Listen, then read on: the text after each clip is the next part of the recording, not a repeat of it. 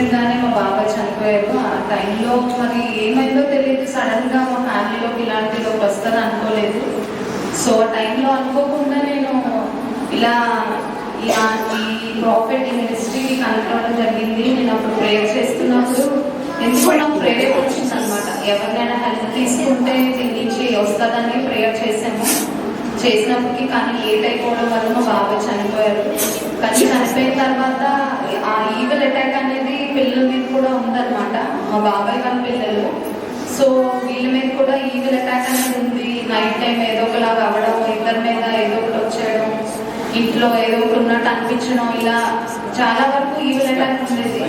పాప కూడా సడన్ గా బాగాలేదనమాట, ఏమైందో తెలియదు. సడన్ గా ఫీవర్, వామిటింగ్స్, చెస్ట్ లో పెయిన్, స్టమక్ పెయిన్ అని చెప్పి చాలా ఇదైంది.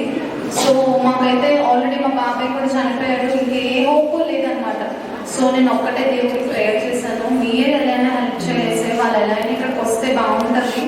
సో మాకు ఎక్కడికి వెళ్ళాలో తెలియదు అని చెప్పి ప్రేయర్ చేసుకున్న టైంలో పద్మజ ఆంటీ కూడా ఏ టైంలో కాల్ చేసినా కూడా కాల్ లిఫ్ట్ చేసేవారు.